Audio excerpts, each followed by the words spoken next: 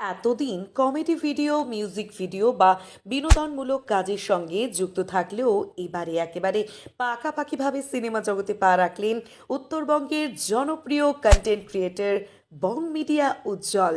আর শুরুতেই জনপ্রিয় অভিনেতা সঞ্জীব সরকারের সাথে গাঁটছড়া বেঁধে নেমে পড়লেন তিনি। সৌজন্যে বং মিডিয়া উজ্জ্বলের এই মস্তিষ্ক প্রসূত স্বল্প দৈর্ঘ্যের সিনেমা দ্য লাস্ট সিন এবং মিডিয়া উজ্জ্বলের পাশাপাশি অভিনয় করবেন বলিউড এবং টলিউডের জনপ্রিয় অভিনেতা সঞ্জীব সরকার। এছাড়াও থাকছে সুমন পান্ডা সহ একাধিক জনপ্রিয় অভিনেতা অভিনেত্রী। এর সাথে দ্য লাস্ট সিনের গানে সুর এবং কণ্ঠ দিয়েছেন ওপার বাংলার জনপ্রিয় বাউল শিল্পী সাইমুল হাসান। জনপ্রিয় পরিচালক সুমন পান্ডা পরিচালনা করছেন উজ্জ্বলের এই স্বল্প দৈর্ঘ্যের সিনেমাটি। এই প্রসঙ্গে উজ্জ্বল জানান, কোনো একদিন বিশেষ পার্টিতে পরিচালক সুমন ভান্ডার সঙ্গে তার পরিচয় হয় এবং সেখানে কথা প্রসঙ্গে উজ্জ্বল তাকে তার এই গল্পটি শোনায়। আর তারপরেই পরিচালক আগ্রহী হয়ে লাস্ট সিন পরিচালনা করার সিদ্ধান্ত নেন।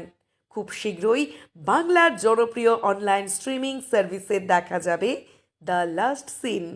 তবে এখানেই চমক শেষ নয়।